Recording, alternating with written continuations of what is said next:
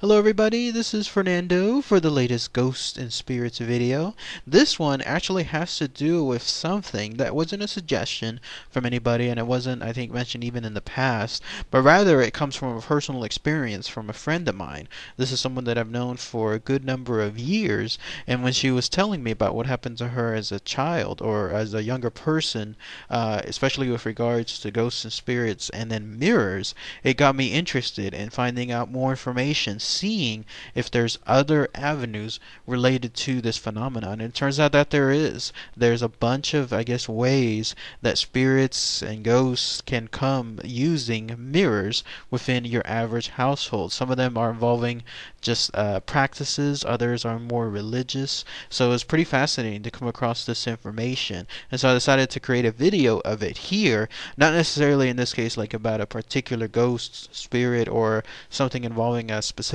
location. No, but something more along the lines of a video just dedicated to mirrors and the nature of ghosts and spirits. So let's go ahead, let's talk about all the info tied to this very unique phenomenon, and then I'll give the encounter that my friend had here in a few minutes as well.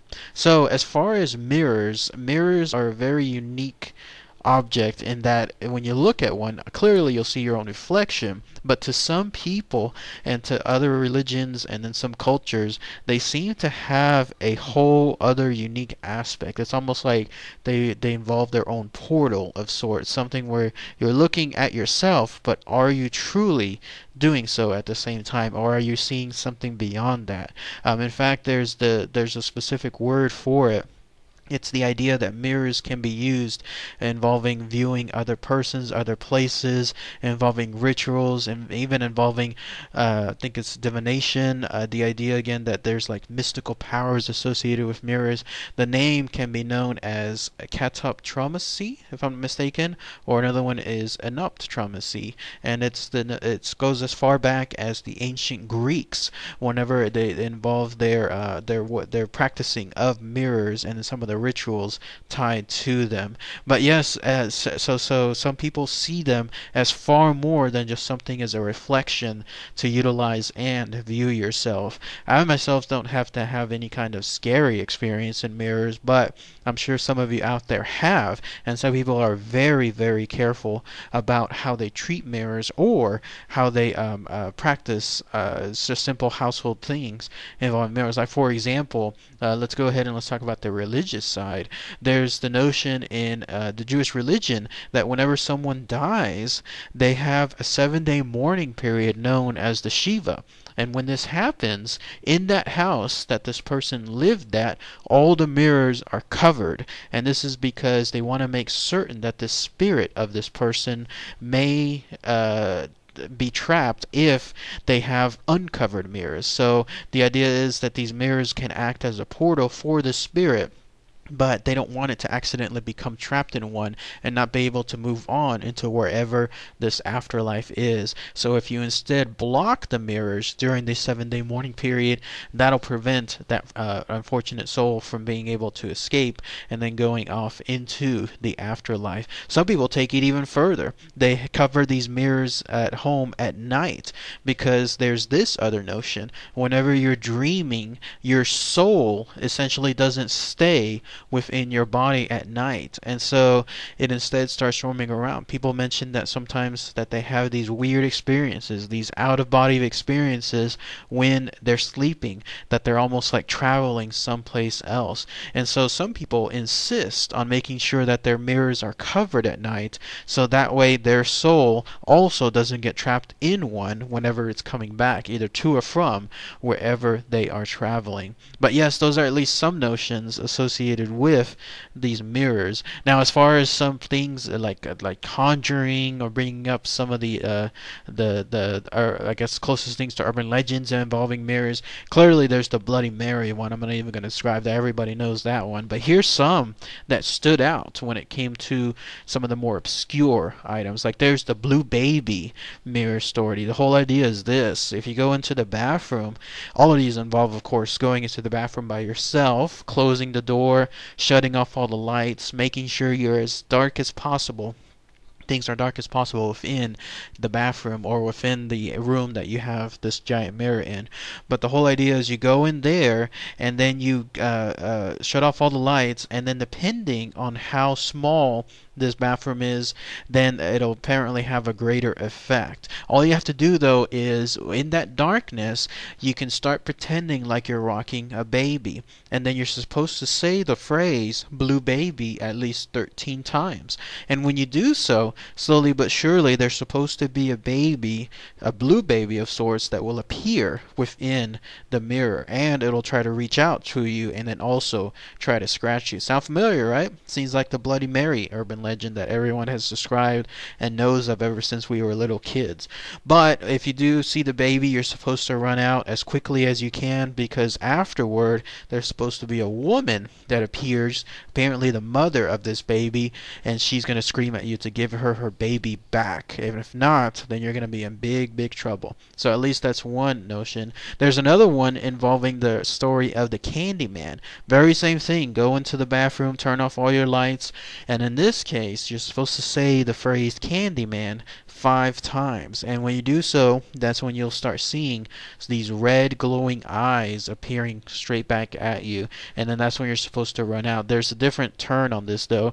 You're supposed to run out and then go into the brightest spot in your home, whatever you can do. Even if you have to turn on a desk lamp and stand right underneath it, you're supposed to be at the brightest spot, because whatever is in there will actually start following you, but the brightness of these lights will prevent these things from whatever this thing is, this Candyman or whatever, to go out and then eventually get a hold of you. So that kind of freaked me out a little bit when I was reading it, because imagine if you don't have any bright lights, then you might just be in a little bit of a catch-22 situation of sorts. And then there's other stuff associated with mirrors. There's the notion that if you wanted to catch, let's say a girl wanted to see what her future husband is, you go into a dark room, you eat an apple, and then you start brushing your hair. When you do so, then you start seeing the image of the man who will appear. That's more along the lines of, I guess, fantastical stuff.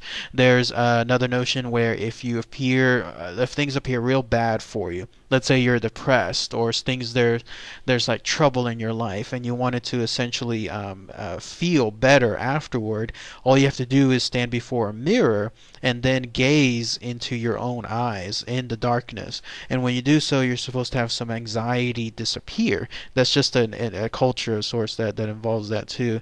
Also, you're not supposed to have, here's another angle, you're never supposed to use candlelight in front of any of your houses, any rooms of your houses, when you have mirrors around, because the whole idea is candlelight is supposed to truly showcase if you have entities or something involving ghosts or spirits within your home. Apparently they don't appear if you're using regular 60-watt bulbs, I don't know, but if you use candlelight instead, imagine that eeriness.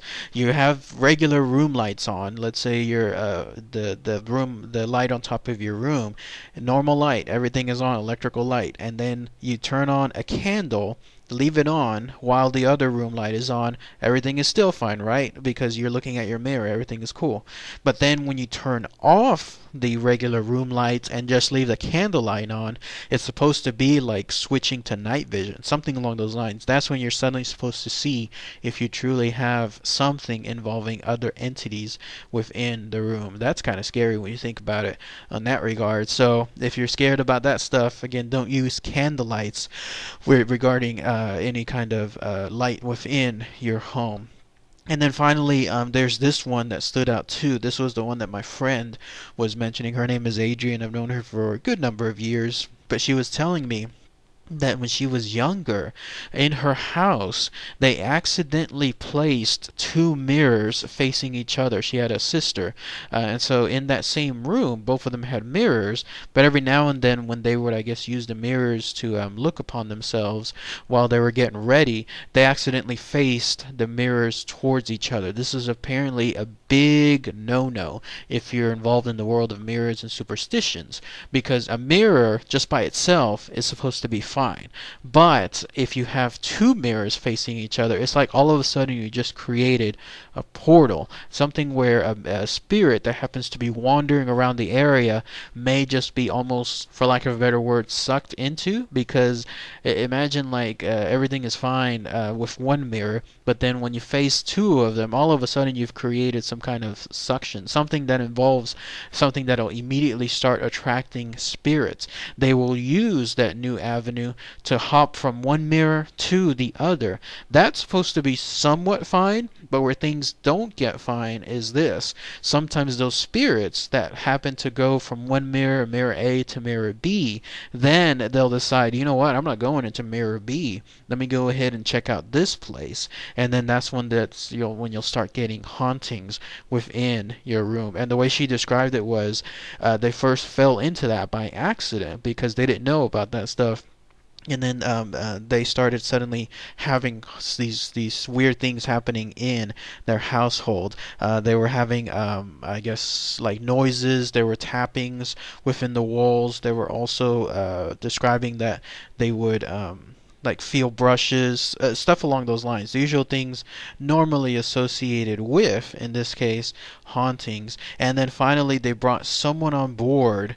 I think it was something involving like a person, just someone that knew like these kind of things, some kind of mystical person, and they were able to describe and then showcase that yes, this stuff was coming from those specific mirrors. And when that happens, that's when they realized, you know what, let's not face these mirrors anymore, and then they took them apart. But they would forget sometimes about it. Like they would say that, oh no, like they were getting ready again, and one person, in this case, one of the girls, would turn the mirror, but they would accidentally leave it as is. They did not realize that they left it afterward, again facing each other. And so when that happens, that's when the activity would continue or would start once again because of all that situation. So interesting stuff. It kind of freaked me out when I was hearing that, because it made me realize how simple that can be, all that stuff happening just from one set of mirrors facing each other. So if you have multiple mirrors in your home,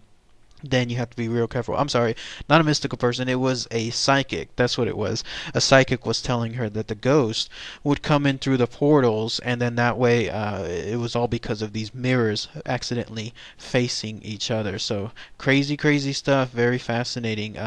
But yes, does anyone have anything else? Anything else that they can share involving these mirrors, the notion of mirrors, the ghosts and spirits tied to them? It'd be great to hear. Please post those comments below. Maybe some of you have experiences involving that too. If anyone knows, even if it's not yourself, maybe along those lines, something else. By the way, some of the other activity that she was mentioning, maybe some of this relates to you as well. Besides the tapping, besides the brushing, in this case of like the wind, stuff passing by, she would hear whistling, there would be humming, objects would move. More frightful stuff would be doors would be slamming, I guess within the household, clearly when there's nobody there. And then if you wanted to creep out even more, they would find that this person or this spirit, whatever it was that was now haunting their place, would follow them both outside the home, and then it would follow them within the car themselves. How creepy is that? I mean, that's just insane. Imagine you're driving and suddenly you start realizing that this spirit that's haunting your home is in the same car. You could be miles away, but it decided to follow you, and then it's probably there in your back seat. Creepy stuff. I mean, this is the kind of stuff you do not want in your life altogether. So, but in any case, if anyone has experiences like that, please post those comments below. If you know for certain, like let's say they're related to mirrors, that's the kind of stuff that if you have that experience, post. Please be sure to share it with everyone here. So, all right, everybody. Thanks again as always. Take care.